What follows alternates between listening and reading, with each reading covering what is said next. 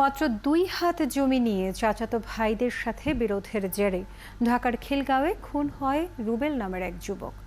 এই হত্যাকাণ্ডে ৩৬ ঘন্টার মধ্যে একমাত্র আসামি মনিরকে গ্রেপ্তার করেছে পুলিশ। এদিকে বাড্ডায় এক বাসায় মিলেছে এক নারীর অর্ধগলিত মরদেহ।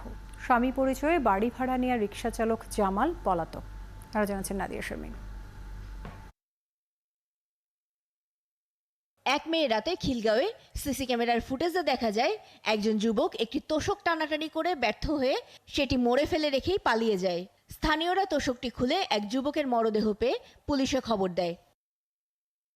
তদন্তে নেমে খিলগাঁও থানা পুলিশ জানতে পারে নিহত রুবেল মেরাদিয়ায় একটি সেলুনে চুল কাটাতে গিয়ে নিজের চাচাতো ভাই মনিরের হাতে খুন হন। ব্রাহ্মণবাড়িয়ায় গ্রামের বাড়ির জমি সংক্রান্ত বিরোধের জেরে এই হত্যাকাণ্ড বলে জানায় পুলিশ। ইলেকট্রিক শকের কারণে সে একটু নিস্তেজ হয়ে গেলে তখন সে পাশের যে হাতুড়ি ছিল হাতুড়ি দিয়ে তাকে উপর্যুপরি আঘাত করে। এদিকে শনিবার সকালে বাড্ডার সাতারকুলে একটি টিনশেড বাসা থেকে এক নারীর মরদেহ উদ্ধার করে পুলিশ। সম্প্রতি স্বামী স্ত্রী পরিচয়ে বাসাটি ভাড়া নেয় তারা। শনিবার এক পরিচিত ছেলে তাদের খুঁজতে এলে জানা যায় ওই নারী মারা গেছে। পরে সাউন্ডবক্স নিতে আসছে পরে ছেলে মহিলারে ডাকতেছে, মানে মহিলা সাড়া দেয় না।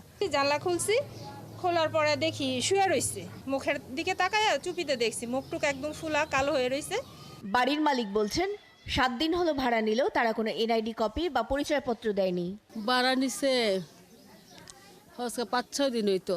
আমি কইছি ই কার্ড দিতে দিমু। বাড়ির বারান্দায় একটি এবং বাইরের রাস্তায় 2টি সিসি ক্যাম থাকলেও পুলিশ শুধু বারান্দারটিকেই সচল পেয়েছে।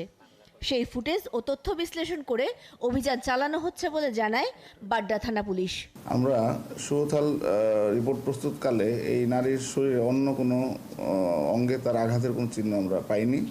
তবে তার মুখমণ্ডলের প্রায় সিংহভাগ মানে পচে গলে একদম বিনষ্ট হয়ে গিয়েছে। পরিচয় আমরা পাইনি, তবে আমরা প্রযুক্তি সহায়তা ফিঙ্গারপ্রিন্ট নিয়েও আমরা চেষ্টা করছি। ময়না তদন্তের জন্য মরদেহটি শহীদ সোহরাওয়ার্দী মেডিকেল কলেজ হাসপাতাল মর্গে পাঠানো হয়েছে।